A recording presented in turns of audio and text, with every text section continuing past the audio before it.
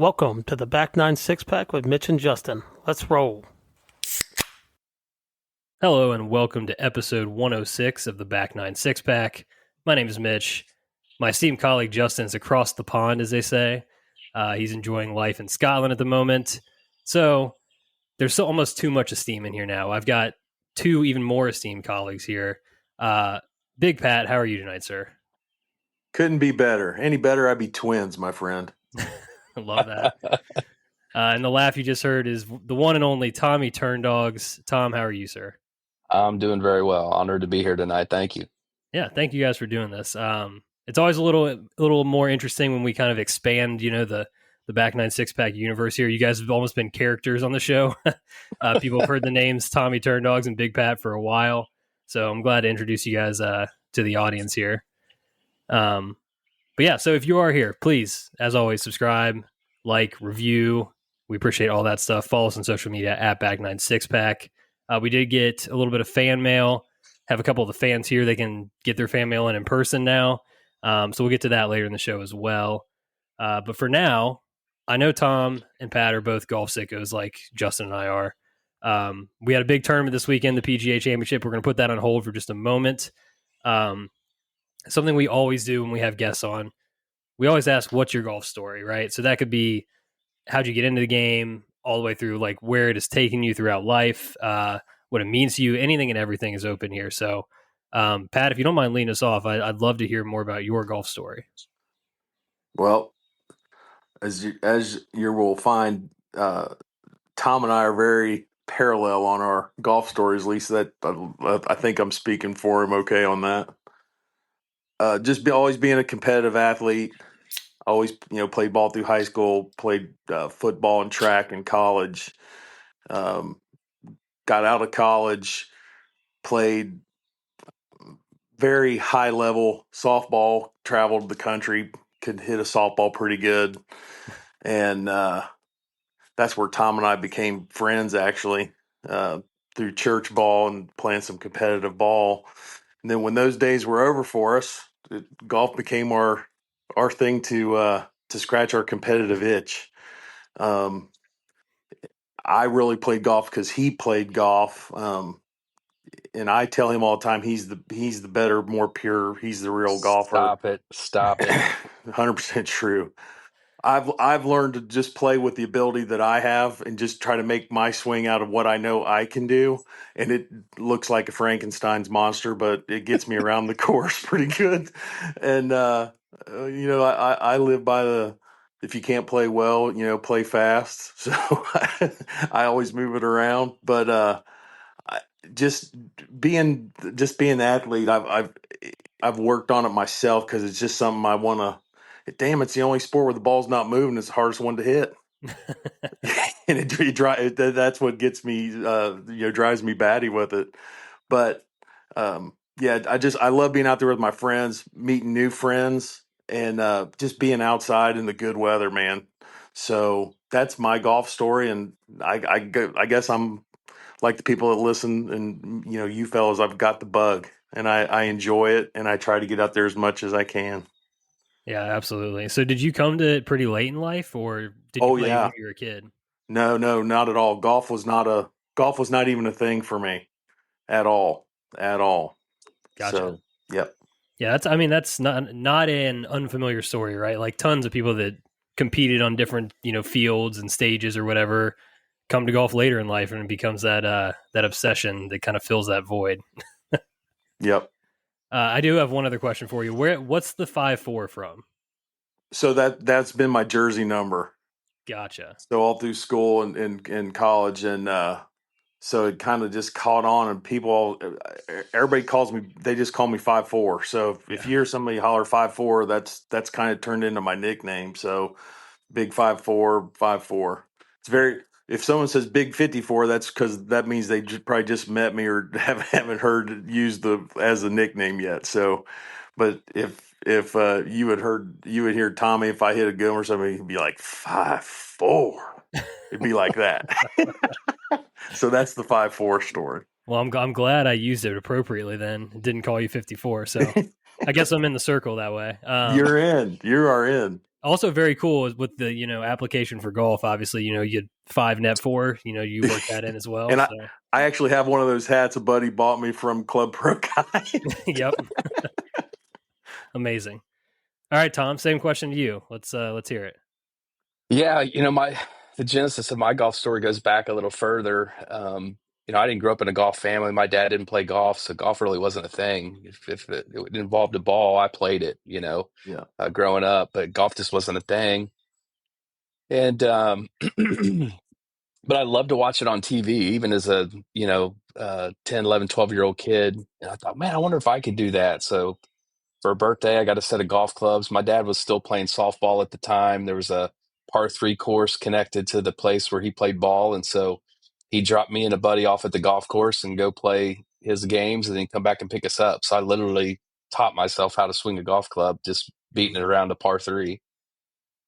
And, limited access to the game, just time and money. I chose a career path that you're not getting in my career path to make big bucks. So there was limited budget. So I was basically, for most of my 20s and 30s, played limited, just because limited time, limited money, but still had a love for the game.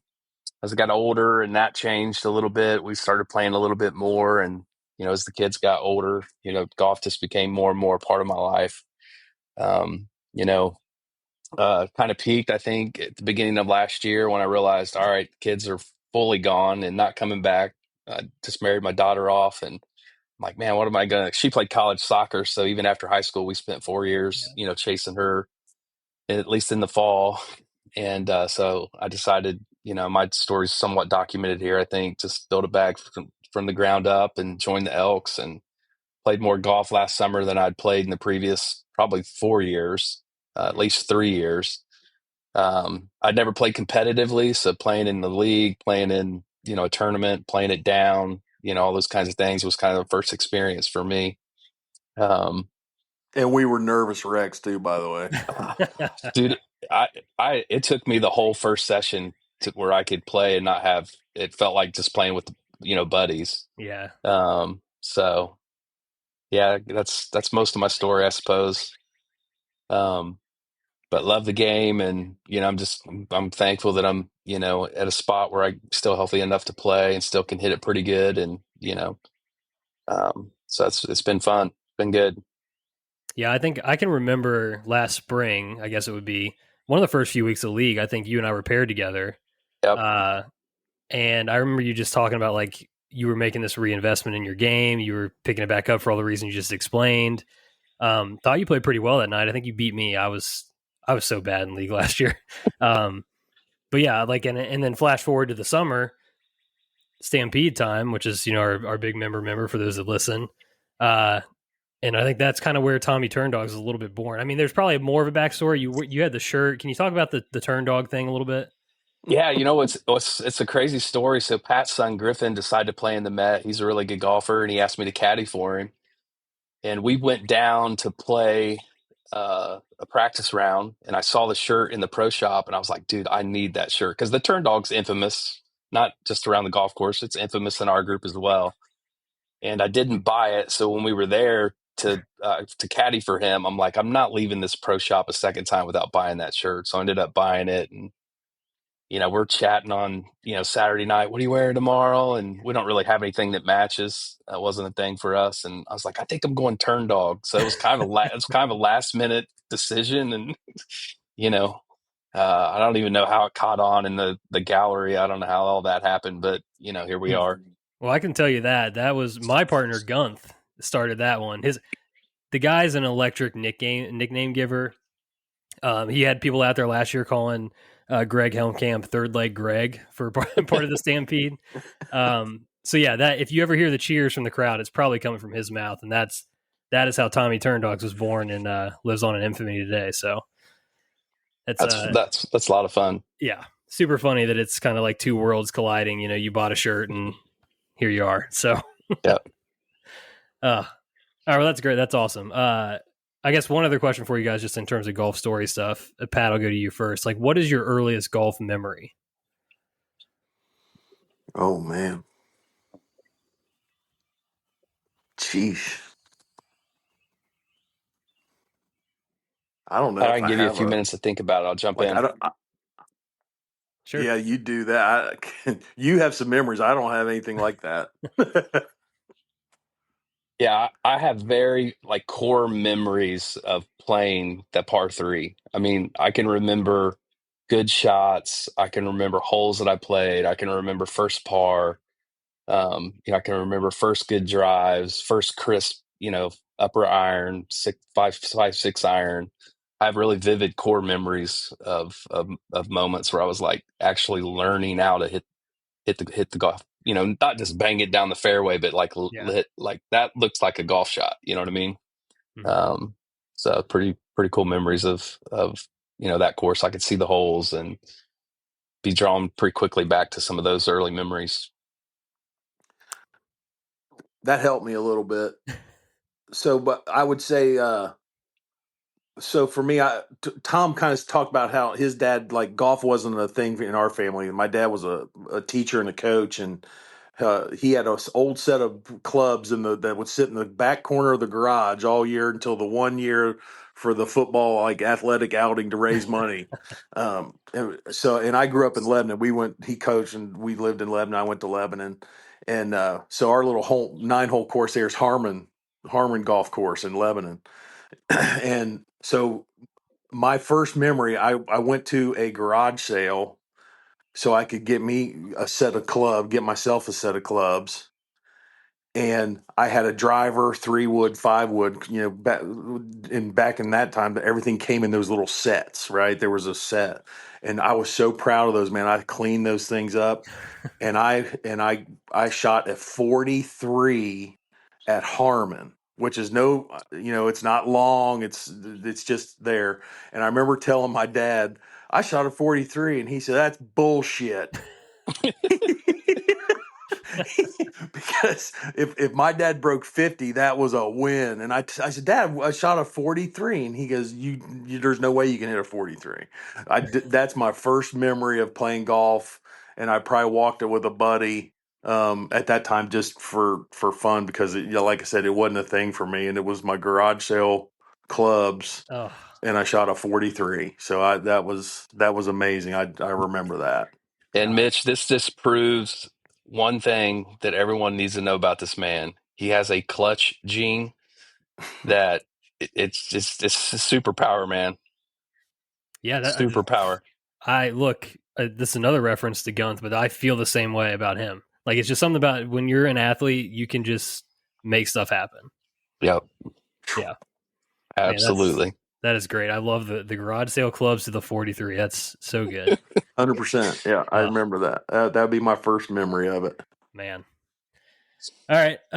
Well, from the past to today, I know you guys always ask such great questions about just the way that Justin and I, whatever, we just have microphones. We're not the best players. He's a little better than I am, of course, but I love your guys' questions. You're always sending in great like golf questions, just like real sicko of the game.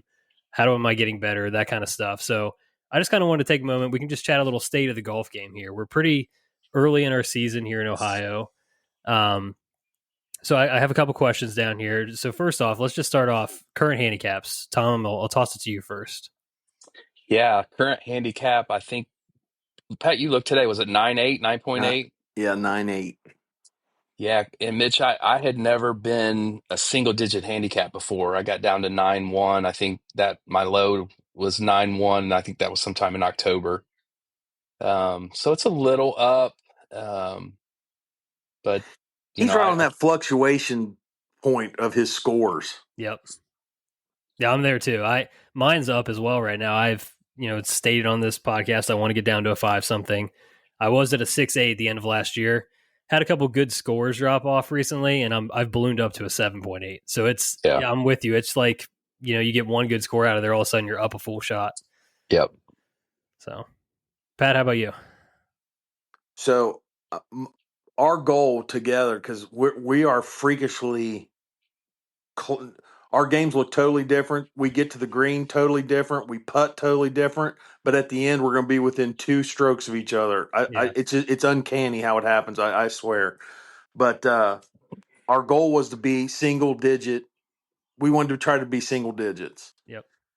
And I got there last year as well. I got to the low of an 8.5 when we were peaking in the summertime because I had a few real like good scores.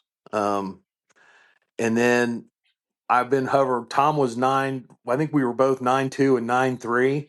So he went to 9.8, and I got a 79 the night before last, and that put me to 8.6.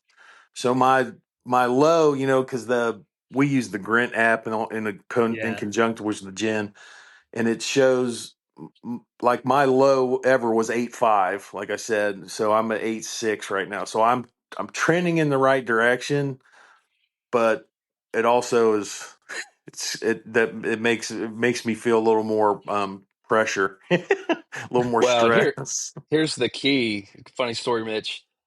Pat shows up at he has these two old Callaway clubs he's hit. He's a 3-wood and a 9-wood, and he just murders them. He's hit them for a long time. Mhm.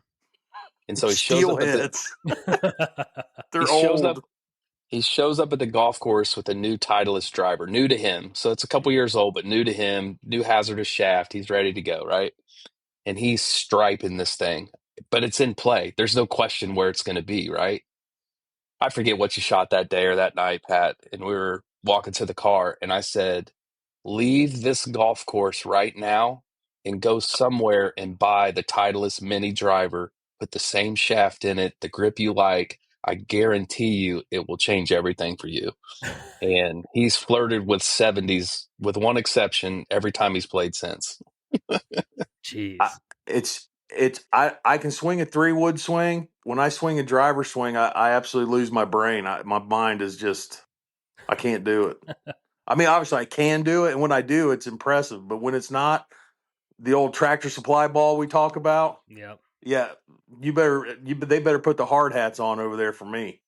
Oh, look, we've all done it. It's I'm no stranger to that myself. So, Yeah, Mitch, you were talking about the state of the game. I'll give it to you in two stories. So back-to-back weekends, I was standing on the 16th tee box or standing in the 16th fairway, +7, +8, and finished bogey double both days. oh So 79, 80 goes to 83, 84. So yeah, that's why I'm a 9-9 or 9-8. yeah. No, I feel that so deeply in my soul, to be honest with you. Okay. So yeah, that's handicap stuff. Huge question here. What are you working on currently? I don't know, Pat, Tom, whoever wants to go first can take that one, but Go ahead. You know, Mitch, most of the golf goals that I set this year weren't numeric, yeah. and one of them was to hit less uncommitted golf shots. I feel like in kind of post-mortem, post-shot routine, when you get right down to it, it's just swinging a golf club and not being committed to whatever piece of that shot is. You know what I mean? Target, Yep. ball contact, low point of the swing, whatever it might be, just, and you hit a wayward one and you start thinking, what happened there? When you get on the other side of the emotion of it, you realize, gosh, that was just an uncommitted swing. I wasn't committed to hitting the shot that I had planned, and I got that result. So, that's I think that's one of the keys that for me, and honestly, man, a lot of that happens for me around the green in bunkers, Hmm. chip shots. I mean, I had a stretch a couple of weeks ago where I lost 11 shots and they traveled less than 10 yards total. Yeah, yeah, So, yeah, just committing to it and then hit the shot. Hmm. yeah. I so I have 3 things that I'm working on. These are my personal little things. I know I'm not. I don't want to make it sound like 3 big things. One was just try not to lose a ball when I play, or try to lose a ball. So I know that's a little simple, but for me, that I always consider that's like my game within the game, right? Yep. Try to play that ball, whether it be a good score or bad score. Just try to play that little ball. The second one for me was I want to be a 2 putter guy. I want to be able to putt it and then make it, and I think I have the skill level to do that. I am working on what Tom always calls the speed test. If we are all the way across the green, try to get that speed right where you're not just blowing it by or just going halfway there. That's Yep. frustrating. That's my other little second um, game within the game for me.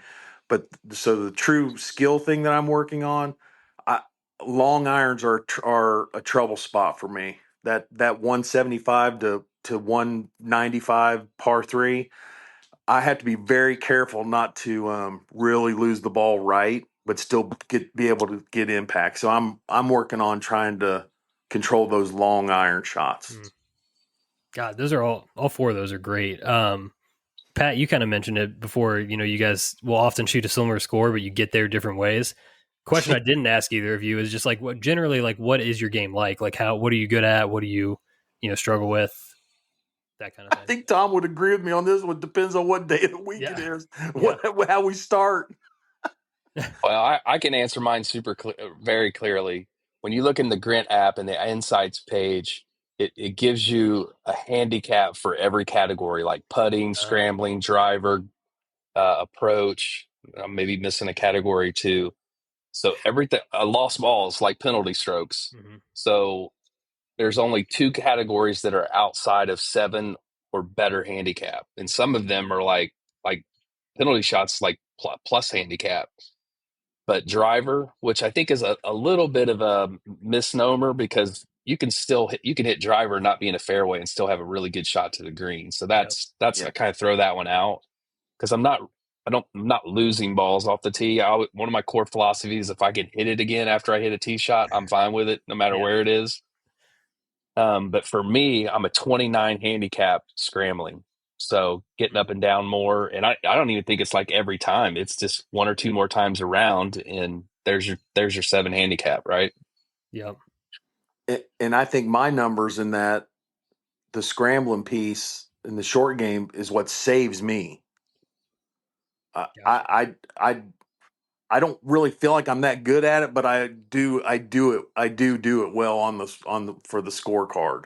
Usually it'll save me for a one putt uh, like that, but yeah, same. And yeah, no plug for the for the Grint app, but we've been using that for several years, and I don't know, it works real easy for our golf friends. And man, it takes a lot of data, and will spit out about as much as you want.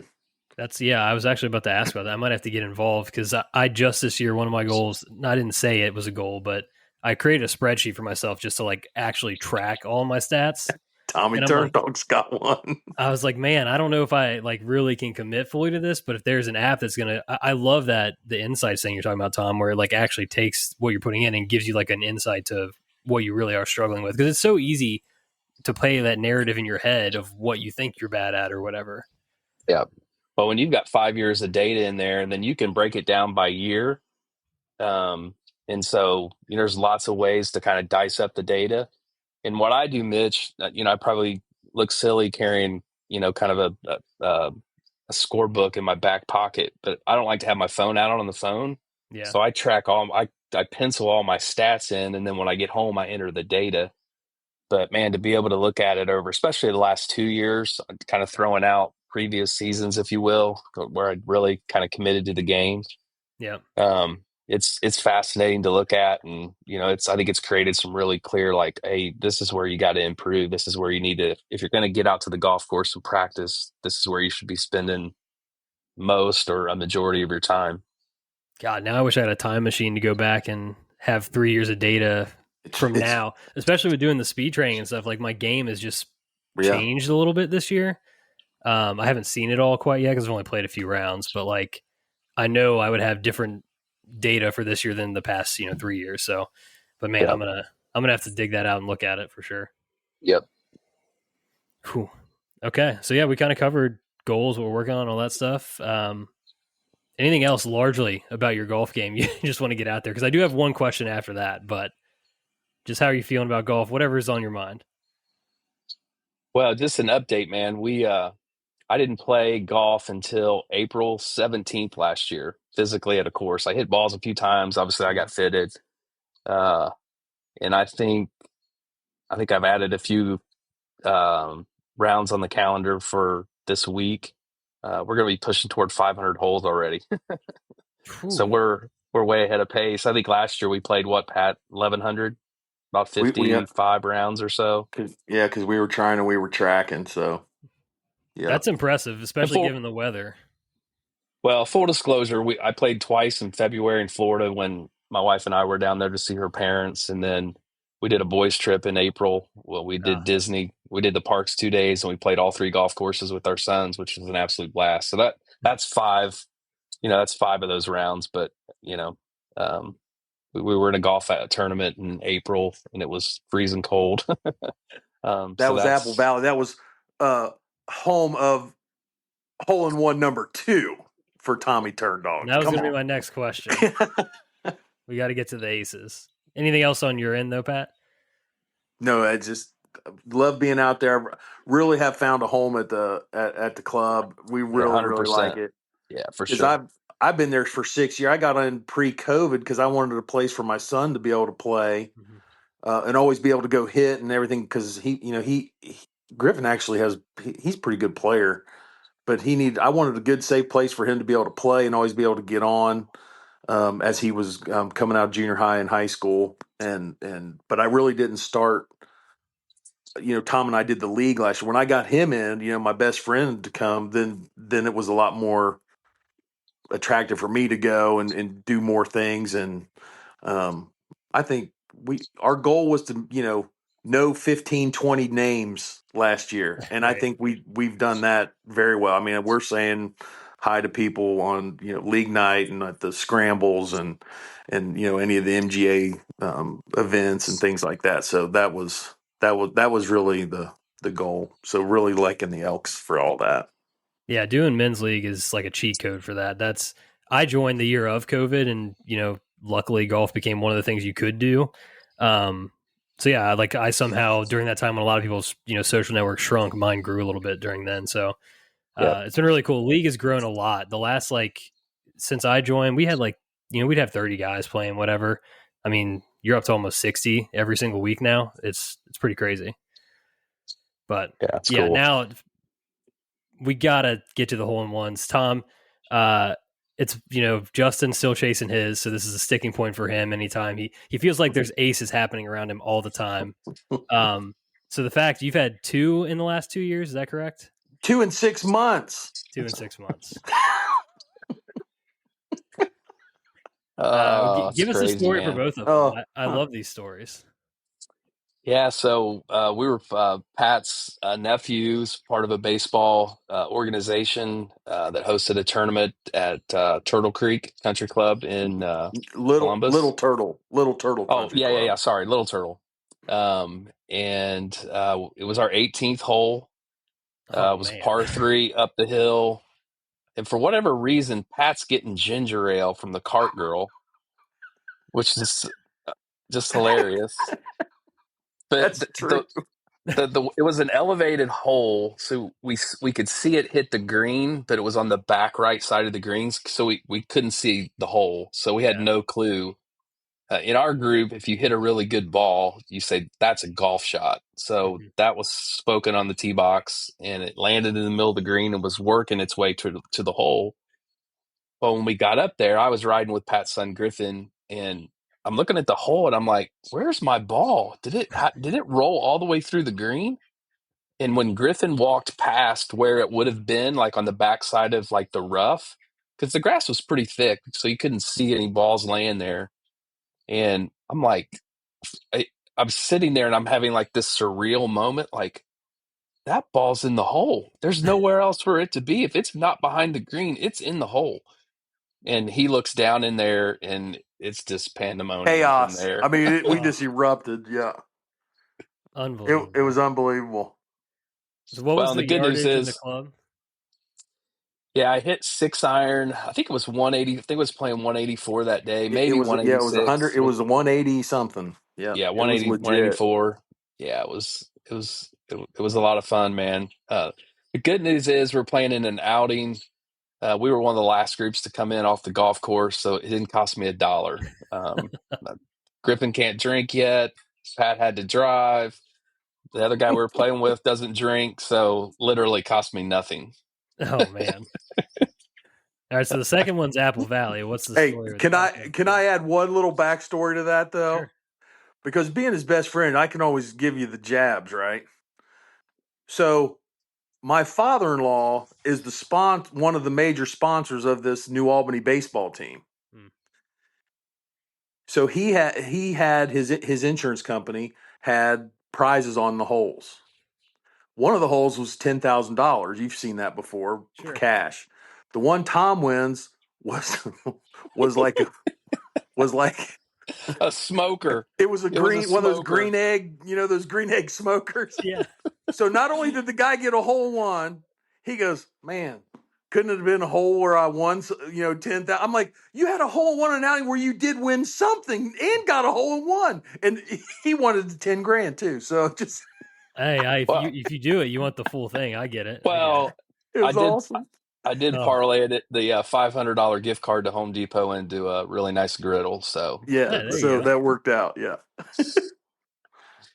yeah, the second one we were at a 16-man 2-team Ryder Cup event.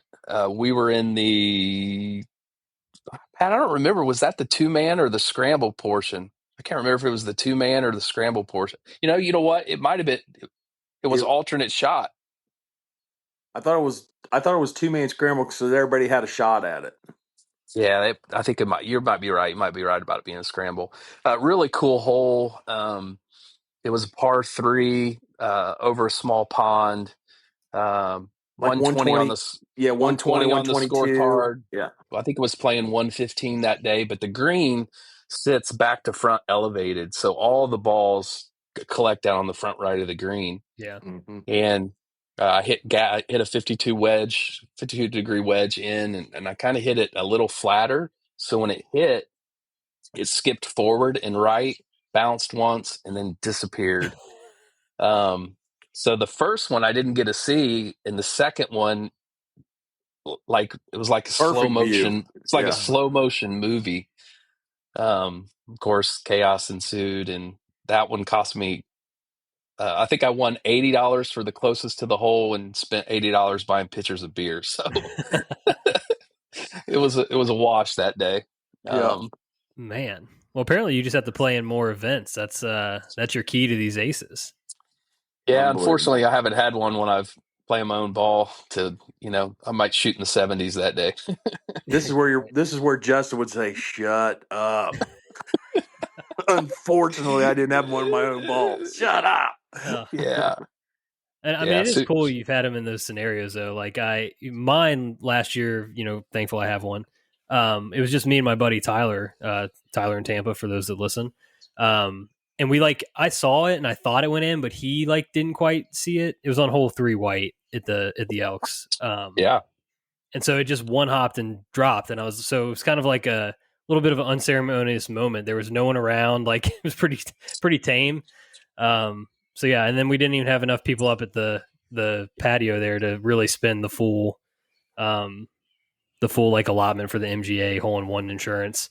They let me roll it over, but then I don't know if you guys were there that week. Mike Henley made a hole-in-one in Wednesday Night League and kind of overshadowed my hole-in-one celebration as well. So gotcha. So tell me more about this insurance. What's that mean? So the MGA, you by being a member, you get I think it's $160 or something of hole-in-one insurance. So they cover your tab up to a certain amount. Interesting. Yeah. Awesome. We're that's already good to know. If we pay MGA dues, we're already in that. We already have that covered. It's not a little separate fee you got to put in. Nope, that's part of your membership. First I heard of that, Tom. Didn't know about that one. That's awesome. Glad I asked. Yeah, there you go. You're going to need it, Pat. Why? You got plans? Well, I didn't have plans for the other two, and they showed up. Yeah, Tom, you might need to watch out though, because you do it in the events. If you do that during the Stampede or the McGonigal or something, that might be an expensive day. Yes. Yes. Absolutely. Oh man. All right, good. I'm glad we got those on the record. Especially, hey Justin, if you're listening over in Scotland, I hope you are. Maybe you'll make an ace over there, buddy. That's all we can say. That would be great. We're pulling for that. Absolutely. That would be a fantastic story. Okay. Well, I think that does it for our golf. I think now we can take a little look at the PGA Championship, do some recapping of that. Scotty Scheffler won. Pretty sick. So good. Won by 5 shots. He was the only guy double digits under par. He was 8th off the tee, 8th on approach, 5th around the green. All of that added up to being first tee to green. And then 25th in putting. If Scotty's going to do that to you, you're probably losing that week. So Absolutely. yeah, So pretty good. pretty wild. Did you guys get to catch much? I watched it on the replay last night. We put That's in right. an emergency 27 yesterday. So Yeah, I did the same. I think I watched the last 3 or 4 holes on recording. Saw him celebrate on the green. Yeah. Super happy for him, man. Just good guy. Just obviously he's a family man.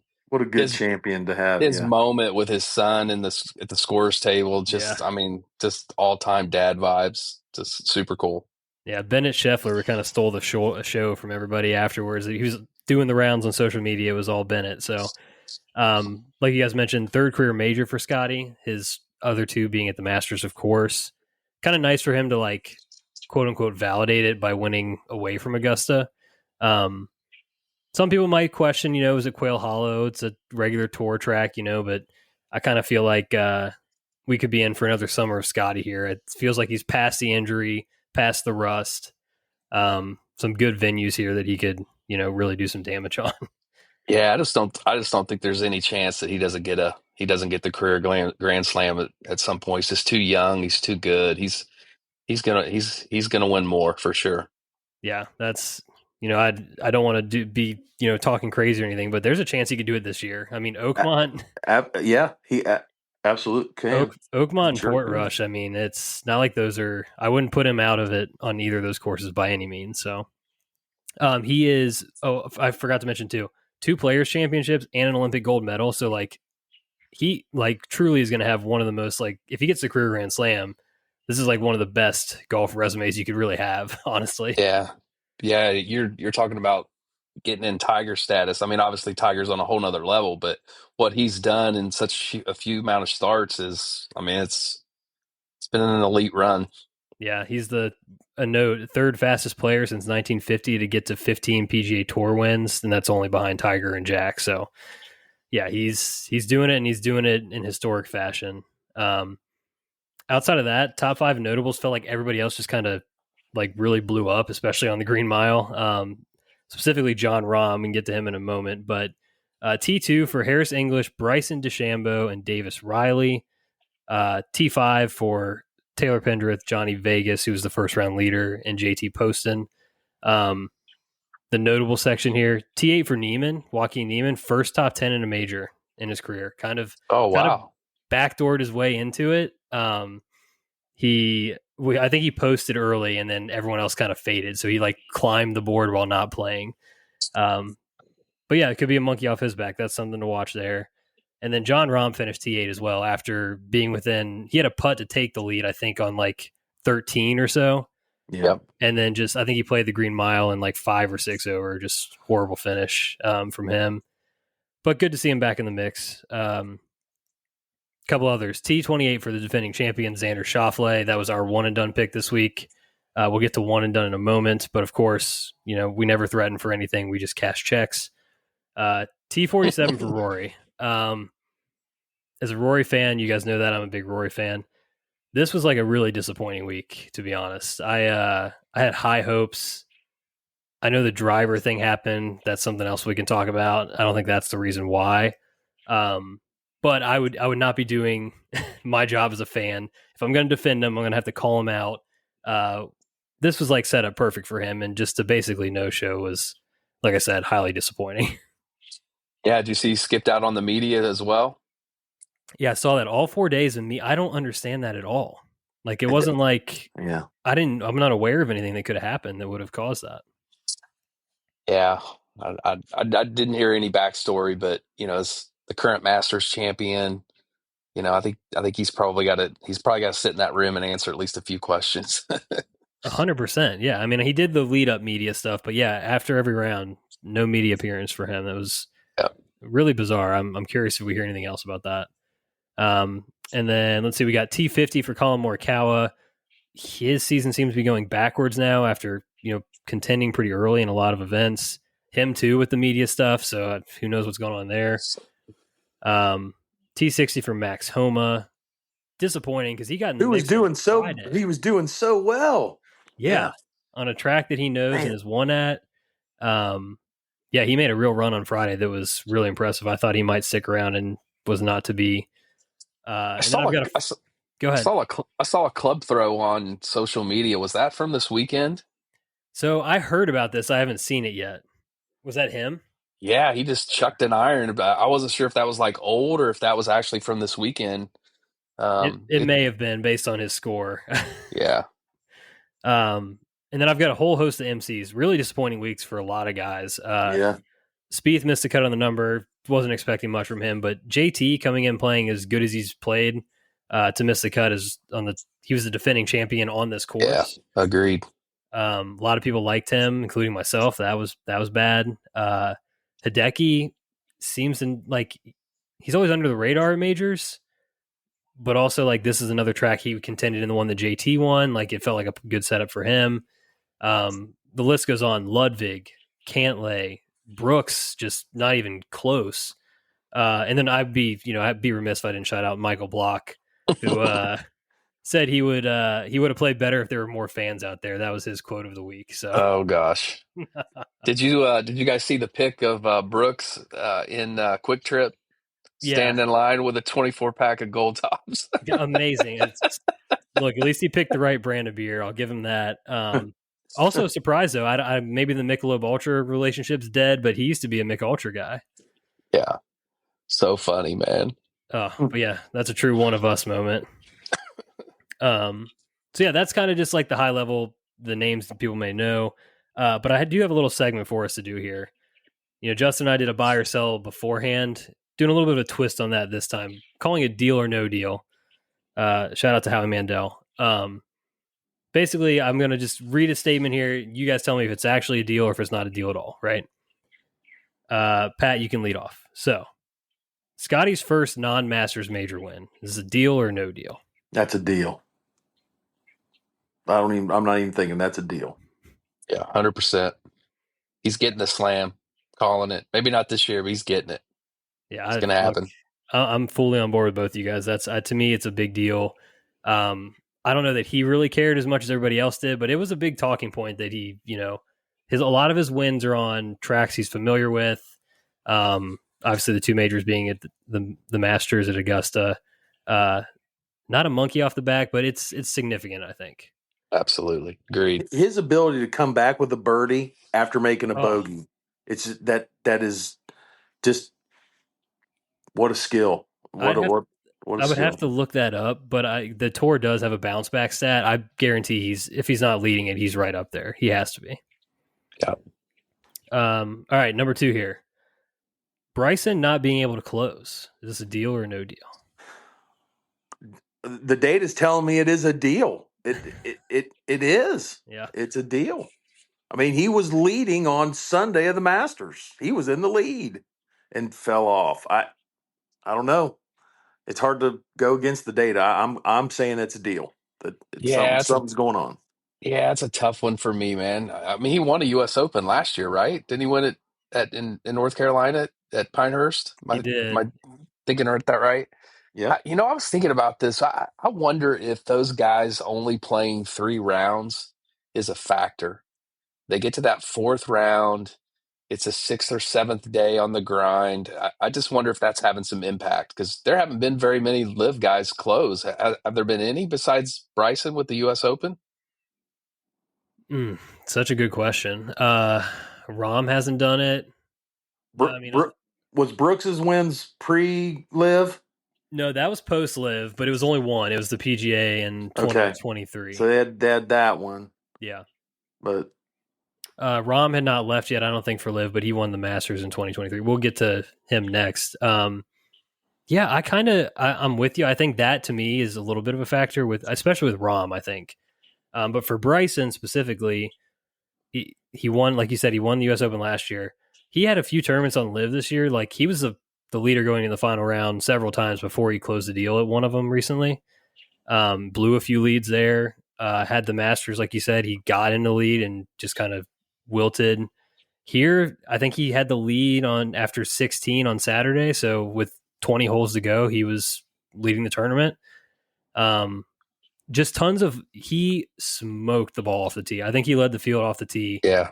and just Yeah. so many like 80 to like 120 yard shots that just weren't even close. Yeah. So I don't know. Did you see, he said he needs a ball that flies straighter. Yeah, Like, I what? know. Yeah, he blamed We it on the all do. manufacturing. We all Oh, do. goodness. But it's crazy because he like hits it so long and straight off the tee, and it's like Yeah, it's crazy. his shorter clubs he just doesn't have Yeah. dialed right now. So Yeah. I don't know. I lean no deal just because of the talent, but like I think we're at the monitoring stage of this one. Yeah. All right, next up, John Rahm's last 72 hole tournament win, as I mentioned, was at the 2023 Masters. Is that a deal or no deal? I'll let you go first on this one. I think it's a deal. Yeah, I think you just outlined it in the last discussion with Bryson. Yeah. It's a deal. I I think those guys traded money for majors, man. Yeah, I mean Bryson's the only one to lock one up since then, right? I mean, you Yeah. can't fault them. I get that, you know. I mean, generational wealth to play golf. I mean, it's hard to kind of turn down, but I don't know, man. At some point, legacy, you know, uh, that has to be worth something as well. They were already rich, right? Yeah, I think the general like competitiveness of the tour, like I think there's something about being like competitively sharp that they don't get except for these majors. And I think it's hard to flip that switch, right? Like Yeah. you go from like I'm getting a guaranteed payment today or every week that I'm going out there, this doesn't really matter, to trying to beat the best players in the world over 72 holes. It's a different grind. Yeah. Okay. We talked a little bit about this above, but Rory's no-show, is this a deal or no deal? I think it's a deal, man. I think it was clearly he had a monkey on his back. I think the emotion he shared when he wanted Augusta, it was a lot of that was real. And dude, it doesn't take much for the monkey to get back on your back, right? It doesn't, just because he won the Masters doesn't mean it's going away forever. So part of me wonders if, he got in a bad spot early in the weekend and just couldn't shake it. Yeah, it's a deal. It's a deal. I think The professional side of him should have still went and done what he needs to do for the golf game, for the fans, for the media, for the TV. And you got to swallow that pill sometimes. You got to take care of your business a little bit.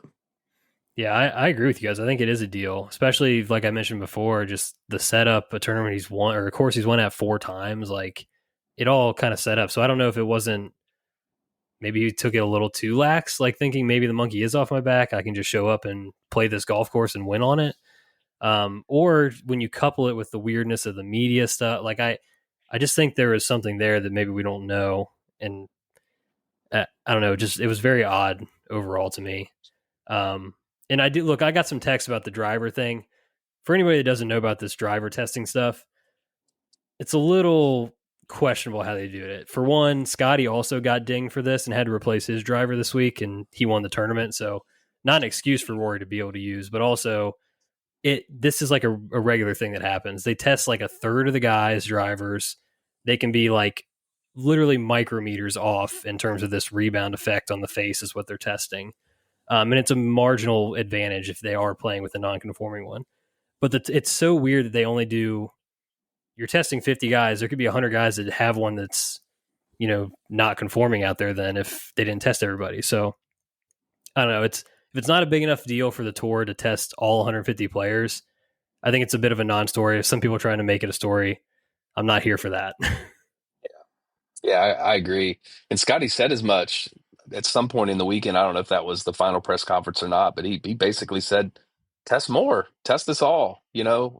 Doesn't make a lot of sense. I mean, because the way these guys get geared, any point they could put something illegal in their bag, right? And if they're not one of the 30, then they could play a tournament or two or more with something that's non-compliant. So, Right. But to your point, it's a marginal advantage. So, I don't know. Yeah, just I don't know. Seems like a weird thing, but it is impressive that Scotty's able to shake something like that off, and maybe lesser players are let it get to him a little bit. So, all right, this was a huge story for the whole week. Mud balls, deal or no deal on mud balls? Gosh. See, the tradition of the game, you play it like it is. If it's not, if it's not live clean, replace. But man, I think mud balls ought to be wiped off, and I don't think that people should have to hit out of a sand divot if they get in the fairway either. Okay. I get the tradition of the game, you do it, but why penalize a guy for hitting the fairway where I'm supposed to go? Makes me think of Shane Lowry. He melted down when he Ooh. freaking blasted that fairway. Man. Yeah, he landed in somebody else's ball mark.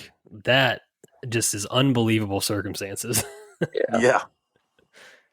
Yeah, I think So part of the reason they haven't pushed more in that direction, the pace of play is already an issue, and if you're looking at, I don't, mud balls, divots, landing in somebody else's, ball mark. I mean, I would think at that point it would have an impact on pace of play. But I'm with you, Pat. If you hit a fairway, I don't think you should be penalized with a mud ball or a divot. yeah, I get the tradition, the purist. I'm not arguing that, and if someone said no, I'm not really, like I said, I'm not arguing it.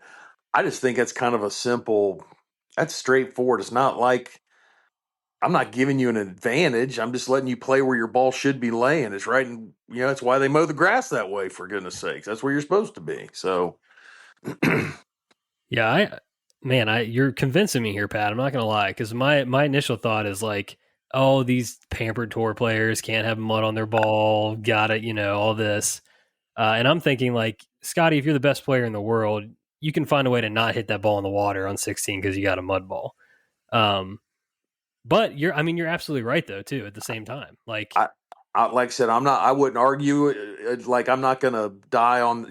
You and Justin always say that what hill you're gonna die on. yeah, Yeah, I wouldn't die on that one. But you know what? If you and I were playing, Mitch, and you stripe one, and you ended up in a bad spot, whether it be a ball mark or a divot or on sand, I'm gonna say, dude, just roll it over 2 inches and hit. right. Good way to hit a fairway. Now I get it. That's us playing around of golf like that. If it's not playing it down and all that, but that's just to me that's it. It seems an obvious thing. That's an easy, obvious fix. I think. Yeah, I was a little surprised they didn't go with the lift, clean, and replace ball and hand stuff. With all that rain, I don't think there'd been any argument other than it's a major and they're trying to be the pure. They wanted the purest of the game, I guess. Yeah, I mean the thing that if you're looking at it from like a competitive standpoint too, I think the guys that mostly got by this, we played the morning wave on Thursday. And as it dried out over the day on Thursday afternoon and stuff, like it didn't. You saw scores got a little bit better, even it's in some cases. So that part of it, I think, is a pretty good argument for it as well. But yeah, I don't know. Part of me really just wants to be like, yeah, just deal with the mud. But your argument is totally logical. All right, last one here. A lot of talk this week about Quail Hollow just as a golf course, as a venue. Is the negativity around PGA Championship venues deal or no deal? Because we had Valhalla last year. People not a fan of that setup, myself included. Quail Hollow, this is the second one they've had in the last 8 years. A regular tour stop. They got a couple good ones coming up. They're going to Aronimink. They've got, the new PGA Frisco course down in Texas they're going to do.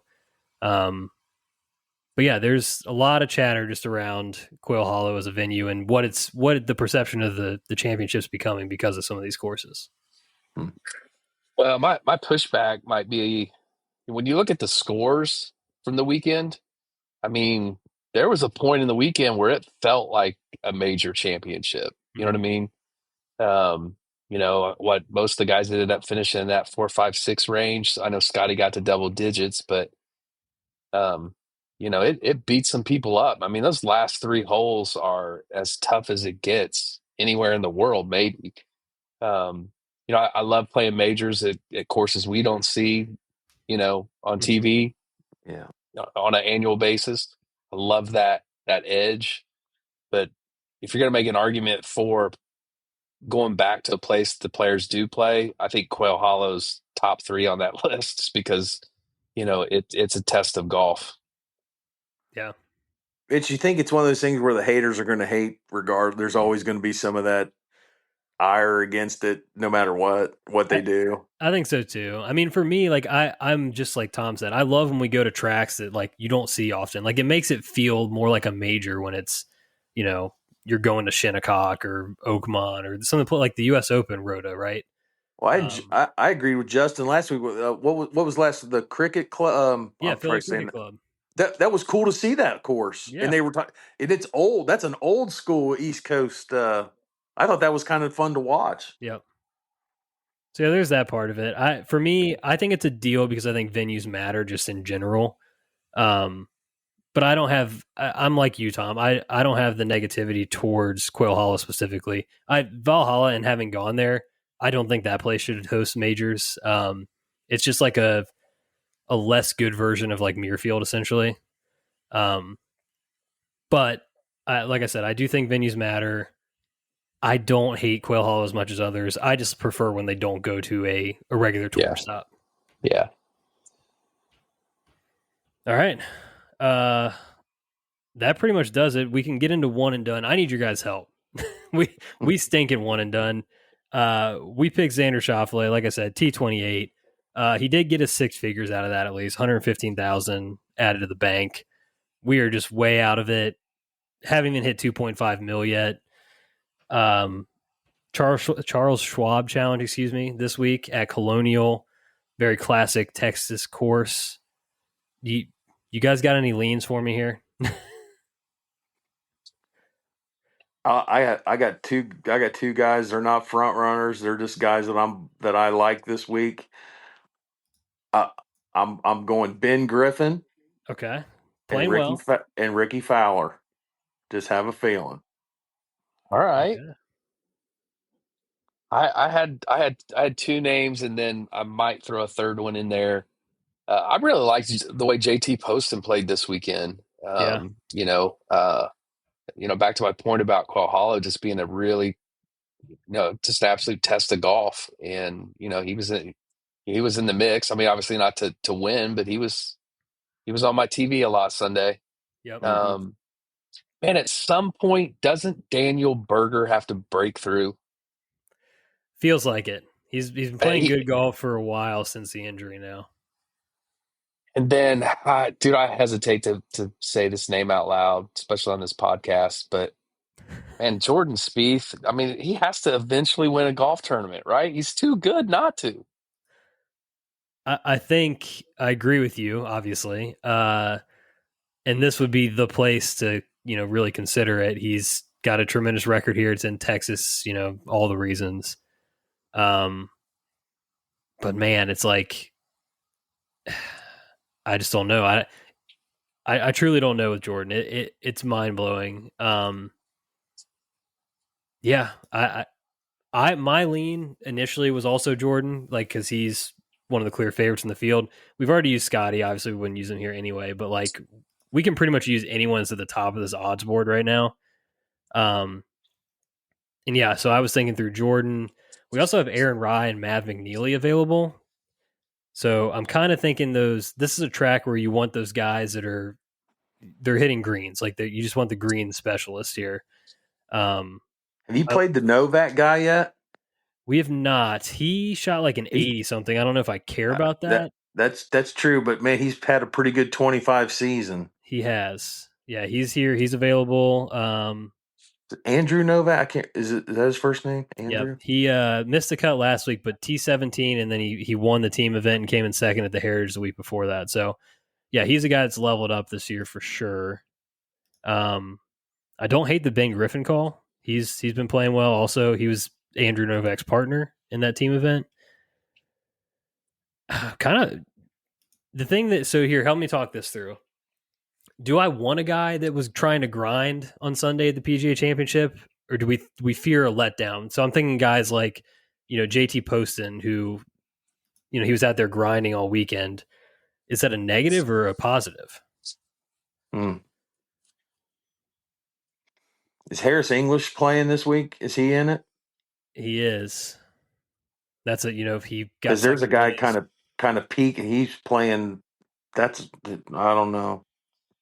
Well, I think my pushback on JT would be when you look at the names of people that shot positive numbers or missed the cut, he didn't. Yeah, that's what I mean. Is it a good thing that Jordan Spieth missed the cut and could go home early and focus on this event, Yeah. or is it a good thing or a better thing that Harris English finished second? JT Poston had that top 5. Like I'm trying to. That's what I'm trying to weigh in my head here. I gotcha.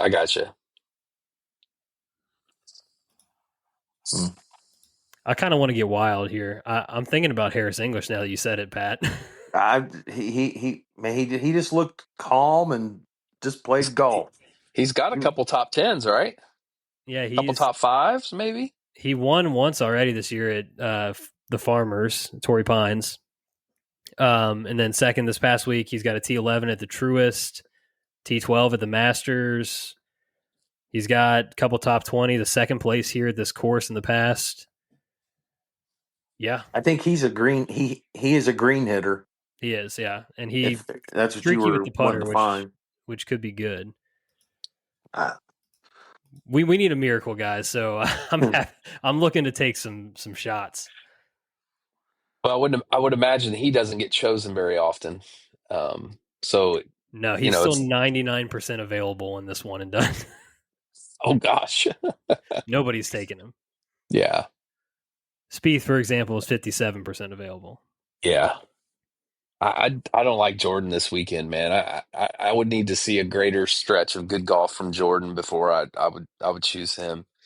State of Texas, that's the the if factor with him. Yeah, I get that too. I think I've talked myself into Harris English, guys. All in. And this is truly the lowest of stakes, so don't even worry if this pick goes badly. But if one of the guys you mentioned does well, then you'll get full credit next week. Don't worry. We'll probably all be miscuts, Tom. Probably. Yeah. We just listed off like 6 miscuts. Yeah. Oh man. All right, with that, we're gonna get to a little fan mail real quick. Consummate fan mail expert here, Matt Hinkle, wrote in. Last week, Justin and I, we had the Patio Beers question. Justin asked about, if you were designing and naming your own golf course and all that stuff. How you design it. Yeah, that was fun. Good thought exercise. So Hinkle wrote in criticizing my choice of calling my course The Walk, which I've liked more the farther away I got from that episode, by the way. Yeah, I love it. He says, you got to name your course with the logo in mind and sell the apparel. He's like, I got nothing for The Walk other than block letter hats that you hate. Which, that's damning. I didn't even think about that. The Walk is a clear letter hat opportunity. We would not have those in the clubhouse at The Walk, though. But on the contrary, I actually think, there's plenty of ways you could go with that logo. I think a good, like, a silhouette of somebody carrying a golf bag. That's a classic one you could do. Maybe something like sort of, I don't know, like a walking trail, some sort of, sometimes you'll see like a river kind of, logo, something like that. I think you could do absolutely. With a trail. Yeah. There's lots of ways we could do this for sure. Do you guys have any golf course names that you would throw out there? Oh goodness. It was hard thinking of it on the spot. I'm not gonna lie. Yeah, I didn't think of it at all. I don't have something in the tip of my tongue. Yeah. Yeah, I love the farm at the end, something farm. Yeah. Especially if it was like you bought a plot of land that was somebody's farm. Sure. I think mine would be something farm. Yeah, but I haven't thought about it since. But that was a great question, though. Yeah. All right. Well, hey, it is time. You guys have made it to a patio beer segment. Hey, got my hat on. Pat's Look representing at that. just beautiful, beautiful product placement there. You guys are the guests, so I'm going to toss it to the both of you first. Which one of you wants to go first here? Go ahead, Shoot Pat. it, I'll let you Tommy. I'll let you set the tone. Go for it, man. All right, so Tom and I, we have one that he's going to throw out that we thought everybody can kind of weigh in on. I was thinking of a funny one. All right, so how about this? You're the guy who just bought that new $600 driver, whatever brand, doesn't matter. You just bought your new driver. You're playing with your golf buddies that you play 90% of your golf with, and your buddy says, "Hey man, let me hit your new driver." Do you say, if you mark it, you buy it? If you sky market, you have to buy it. Or do you say, no, you can't hit it? And if you're the guy wanting to borrow it and swing it the first time and you do sky market, do you feel obligated that you should buy it? Because I know we've all said that stuff. You mark it, you buy it. So is that a thing or not a thing? Oh, man, that has to be a thing. And I will tell you why. So this must have been just after high school. I'm playing with my buddies, playing with a guy who was like, him and I were pretty close in skill level in high school. Maybe, one of us could beat the other on any given day. We were playing together and we get to the 18th hole and he has been driving the piss out of it all day long. Wasn't a brand new club by any means or anything like that, but it was a new driver to him. And I was like, dude, you got to let me hit this thing. Like, I don't understand how you're doing this today. Like, I just need to see for myself. It was an old Cobra of some kind. I forget what kind it was. I take the driver from him, and you know how you'll go to tee a ball on the ground, and maybe you'll lean on your driver or whatever a little bit to, just a little resistance. Oh boy. I bent over, put the tee in the ground, leaning on the club, and the head snapped right off.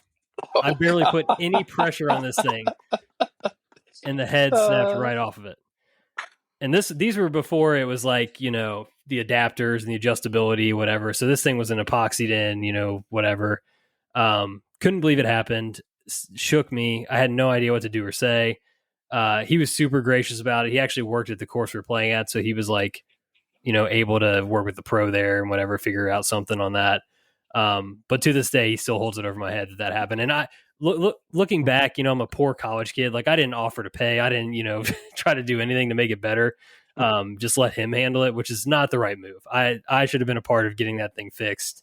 But yeah, there's definitely if you break it, you buy it rule that has to be in play. I agree. Yeah, there's a couple categories of people. There's people that you would say yes to. Yeah. There's people you would say no to. And then there's people you would say heck no to.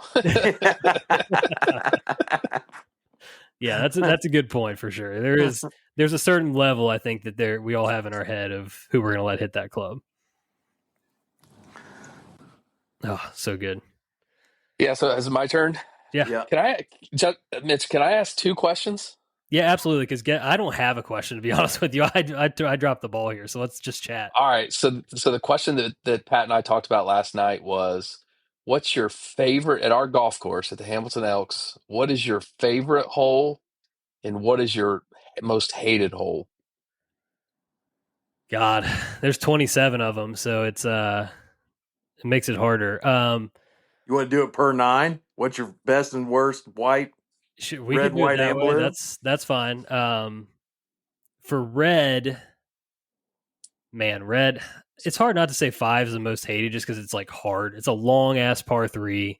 It's hard to hit that green. Like that hole will give you fits. But I kind of find I don't like 4 on red. Really? Interesting. Yeah, Okay. especially if they're going to move the tee box over left, like it makes that tee shot just like no fun. It takes the risk reward out because some guys like to try to push it down that corner a little bit. What did you say last week? You hit a piece of sheet metal or something in the Dude, woods? I hit a million anything. It was cart path, tree, sheet. I don't know what my ball hit, but it just hit everything on the way to rest. So yeah, that hole, it should not be as difficult as it is for me, especially because I usually hit it right to left, but I never score well on that hole. So that one gets me. I like, man, What's my favorite on that hole or on that side? Probably 6. I think 6, the long par 5. Challenging tee shot, but a good scoring opportunity if you do hit a good one. And that green is like, it's dealer's choice depending on where that pin is on what you're looking at. I think it's a great combo of like risk reward, and it could be really tough that day, or it's a scoreable hole. Yeah. What about you guys on red? We'll go by 9 first. I always score well on 1 and 7, or at least I feel like I do. Yeah. I think 7's probably my favorite for scoring well. In the par 5 that you just made sound so glowing, you could take that and put dynamite all the way down it, and I will push the freaking plunger on that thing and blow it off the earth. That Yeah. hole eats my lunch. Yeah. That's great. Yeah, Mitch, it's really interesting that you said 4 because when I think about red, I love the red golf course. Yeah. It's tied for my favorite with the blue. I hate the white 9. It beats me up every time I play it. But one of my favorite tee shots at the Hamilton Elks is number 4. I always Wow. hit 5-iron, and I love to aim 5-iron right off the edge of that tree, and just a little bit of curve, or if it cuts, you still got a wedge into that green, wedge-ish into that green, and that's one of my favorite tee shots. 5 has to be. I mean, it's. I hate that hole. I hate that tee shot from the blue tee box, which is where we play. When we're not playing in some tournament out there. 210, 215, even 200 is that's just a tough number, right? To your And shotness is that just so false much front bigger. gets you, Any rolls all the chunky way shot, back down. yeah, any chunky shot's going to be short. The hole's just So, not visually appealing either. That's the thing about 5. well, and for those of us that have a tendency to hit the ball, I wouldn't say right to left, even a pull at times, especially the higher you get in the bag, it bring those woods, down there in the valley, they're close. Yes, It's they in are. play for sure.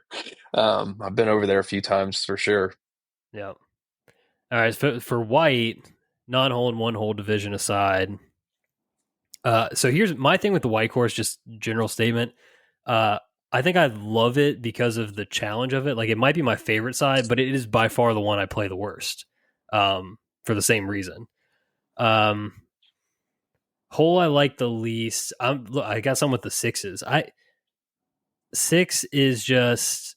I don't think the tee shot's not fair. I don't think. Like, it for someone that hits it, a decent a bit, like, it's not fun to take driver out of your hand on a par 5, and sometimes you just can't hit driver there because the trouble's right where you're going to land it. Well, I would And- say from late and May later in the on, summer when it dries up, it just rolls all. Yeah, you're in bad shape, man. You run out of room fast. Yeah, so if those creeks weren't there, I think I would like it more. But I think that hole, for that reason, and honestly, even 8, like I hate the tee shot on 8 too. I can never seem to club that one right. I've thought about just hitting driver and just sending it past that tree. It's a short 4 but because the landing area, it squeezes in so tight there. If you're going to hit an iron or a hybrid or whatever, that like you're just as likely to mess up trying to play it safe. So that hole gets me a little bit too. I think 2 on white's the best hole. That's a par 5. Kind of goes downhill. You've got a good scoring opportunity there. There is OB up the right, which is a little unfortunate. I'm not a big OB fan in general. But I think that's a good hole of, you hit a good tee shot, you've got a good chance. Yeah, I would agree with that, Mitch. Number 2, that tee shot into the smokestacks, and then the second shot down the hill. Yeah. I love playing that par 5, although I've been over in the graveyard more times than I like to recall. But I was there yesterday. Yeah, and I'm with you, man. The tee shot at 6, the number of times that I've played it from those trees over on the left, and even honestly, even if you hit a good tee shot, visually that second shot just I know it's not tight, but it feels tight. You know what I mean? And so it's in play when you're over the ball. Like, all right, I need to hit this at least 200 to where the shot dispersion gets wide enough to to kind of be safe. But Yeah. it'd be 2 and 6 for me. Yep. I was going to say one comment on 2. It's also one of the biggest parodies from blue to white. Yeah. White gets that's a big bonus. Sometimes the Elks, what we get like a 5 to 8 yard difference. That one's substantial. Par 5 Yeah. changer. Yeah, for When we sure. play like league night from the white Yeah. to blue. For me, I like number uh, is 5 the par 3 over the valley. Oh Yep. man, you're I I for some reason that hole sets up well to my eye. I probably hit that green more. I don't know. If something looks right for that to me on that one, and I'm just number one makes me. I'm clenched up on that box every time I get to one. I don't know why, but I know why yeah. because and I wait for the traffic to clear too. I wait for the stoplight just in case. Yeah. That's a terrible thought over the ball, but I think that anybody listening to this that knows what we're talking about, I bet they've had that thought. So Oh, Well, 100%. the new tee box looks amazing too. yes, very good job. A shout out to all the work that the folks have done there. Absolutely. Yeah, that's for those listening. That's the Tractor Supply hole. So Yeah. the fear is necessary there. I do think that tee shot plays tricks on your eyes because you got the trees on the left there, and obviously the hole goes right to left. If you're a cutter of the ball, those trees up the left are in your head. But also if you're a drawer of the ball, where a little bit of a pull and you're right into the bad stuff over there. So that is a tough, demanding tee And it's hard to get out of that tree line. There's some places where you can punch out. That one's a tough one, Yeah, I think. I agree with you. And then heading over to blue, I think a clear favorite hole for me is 8. It's a dogleg left par 4 down a hill into the valley. I love that tee shot. It's just like so many ways you can go about it. If you got enough to cut the corner over that bunker, you can go for it and take it on there. Or you can play out. The farther right you go, the safer it is, but it's also a longer approach coming in. So I like that challenge on that hole. And then you've got the downhill to play with too. And it's also really weird because the wind will die down there. So you can feel the wind up on the hill and you play for it sometimes and it doesn't affect your ball the same way. So that's an intriguing hole. I hate 7, the par 3 up the hill there. Just diabolical green. I second that. The the bunker front left, like you can't see the pin at the bottom of the pin. It's just a really hard golf shot. Yeah, I think for me, for favorite, it would be hard fought battle between 2 and 3. Yeah. Just playing around the water there. Our golf course doesn't have much water to speak of. Visually, there's just 2 great looking holes. Very pretty. I always seem to play 3 pretty good. Number 2, as long as your ball isn't in the water, it's pretty easy to make a par there. Pretty easy green, one of the bigger greens on the golf course. Least favorite for me would be 6 because I think 6 is a legit big boy par 4 from the back tee box. Yeah, that's a brute. 420. Oftentimes you'll be in a little bit of a breeze, so it plays longer than that. There's some pin placements on 6 that can just be. Yeah. I mean, once you get to the green, the adventure's just now starting.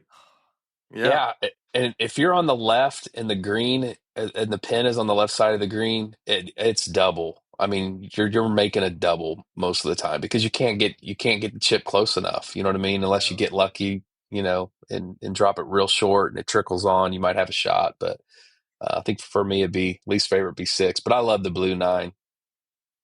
Yeah, I think the blue 9 doesn't get the pub that the red and white do, but that it's such a good third course to have, and I think it plays just differently enough from the other 2, but also it's not out of place. It fits in with the other 18. Yeah, agreed. I do want to shout out hole 4 on blue is also that actually might be my true I hate that hole. The leapfrog, I call it the leapfrog hole. Yeah, there's force. It's like you have a force carry and a force keep it short of creek with trees on both sides, and one side's out of play, the others you're just in that's like the densest little bunch of trees that you really can't get out of. So yeah, Yeah, that hole's yeah. Because if you're punching out on 4 from those trees, you can't. Even if you can go forward, you have to minimize your punch out, or you'll go into the second trash, the valley, yeah, second red stake penalty. absolutely. So yeah, four for me is a tough one, and I like 8 as well. Nice. Yeah, I think 8 feel. I feel like you can take a swat at it there, and if you go left, you can still play. Unless you go crazy right, you're still in play. Yeah. Yeah, when we're placing Pat's plaque at the Elks, Hmm. it's going to be short of number 7 and on the right, somewhere That over there in that that waist general area, that vicinity. yep, yep. That's Oh. the 5. That's the 5-4gasm creek. Oh man. So I'll find a lot of big Pat balls over there. Is what you're telling me? Yeah. Yeah. I might as well just drive or walk up, throw one in, then chip on the green with another ball and just be as happy. Yeah, hey, one fun other question I thought of today. If golf, like baseball, had walk-up music, what would be your walk-up song to the tee box?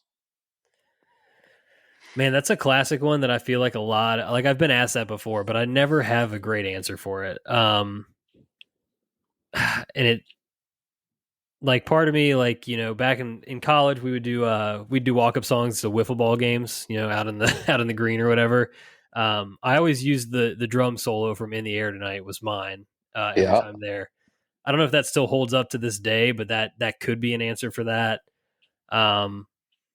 My problem is, like, you guys have listened, like, I talked about this before, like, I'm not like a huge music guy, so I don't have like a, man, that's my favorite band, and like I want to use this deep cut from them or whatever. Um, so I struggle with this question for that exact reason. Do you guys have a clear answer? I guess my serious one would be a peaceful, easy feeling. Oh, So you relax up there. yeah. And then if I was Tommy Turndog on 16 trying to get that good score, that's probably Crazy Train going off the rails. Crazy Train. Too soon, man. Too soon.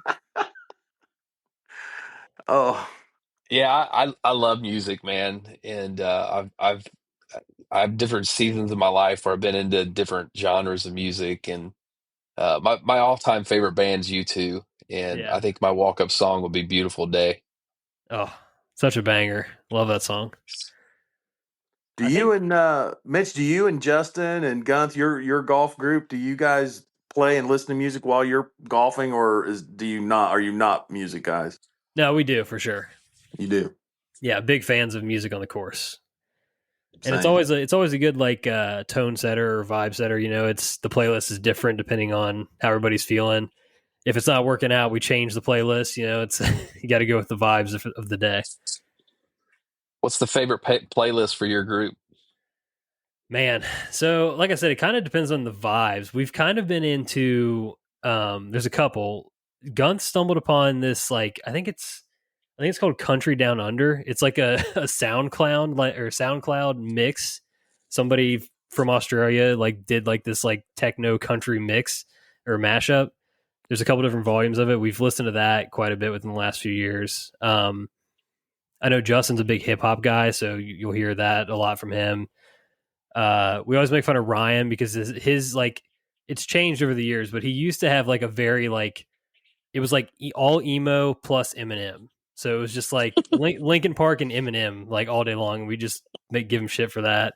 But yeah, I think we're all, if I had to pick a genre, like, classic rock tends to be like the songs of summer kind of stuff.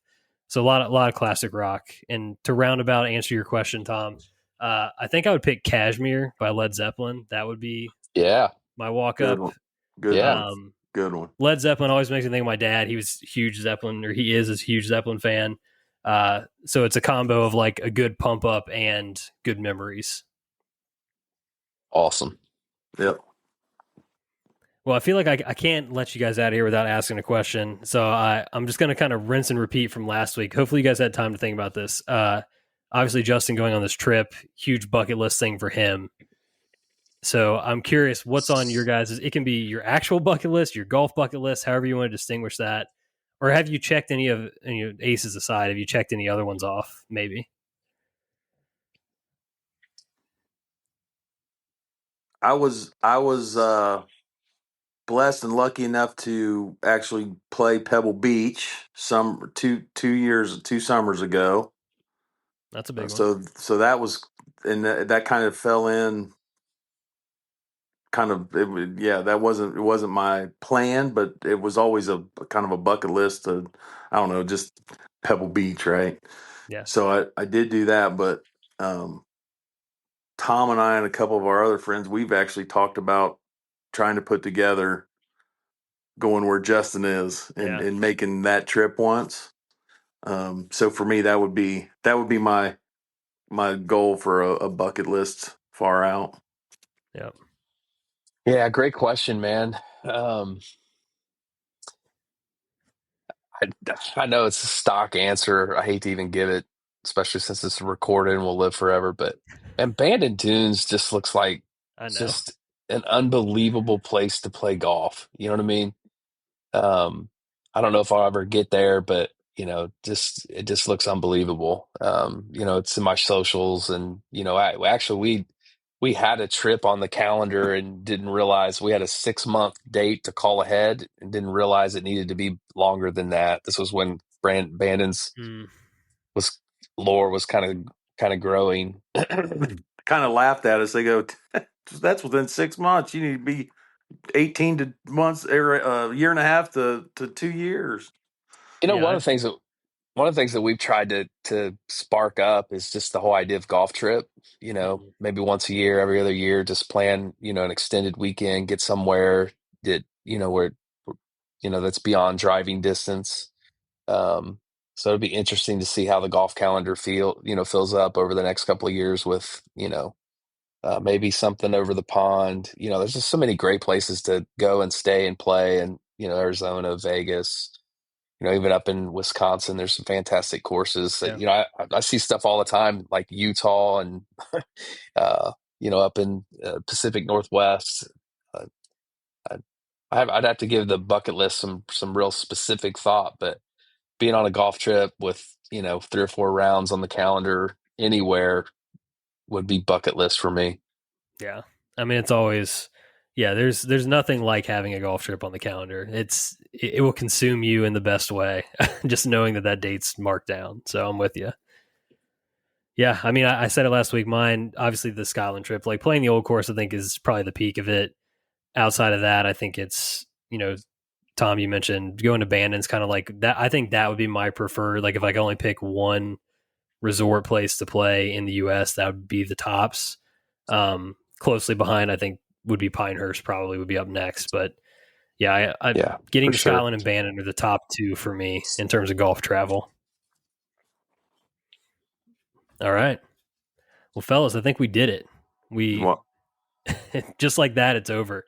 90 minutes in. This was a pleasure. I sincerely appreciate you guys jumping on and spending an hour and a half with me tonight. Yeah, it was our hope we did. pleasure, man. I hope we did our. Hope we didn't let you down. I hope we did our part. No, So, absolutely. This has been great. Look, Justin might need to worry about his job security after tonight. That's well, listen, Yeah, I can tell you, we enjoy listening yeah, because we're closing in on a year with you guys. Basically, it was right yeah, at the Stampede time is when we learned about it, and yeah, we've been listening every week. that's awesome. You guys got in at the right time after we worked out a lot of the kinks. We were a year in at that point, so you've been on the good part of the journey. But love it. yeah. All right, everybody. Thank you all for listening. Thank you again to Pat and Tom for joining me tonight. If you could please smash that like button, subscribe, rate, review the show, follow us on social media at Back9Sixpack. Send us some fan mail. That's always down in the show description. Just click that link. Let us know what question you want to ask. And until next time, cheers. Cheers. Thank you for listening to another episode of the Back Nine Six Pack. Be sure to follow us on Instagram and Twitter at Back Nine Six Pack for all your content needs. We'll see you guys next week. Cheers.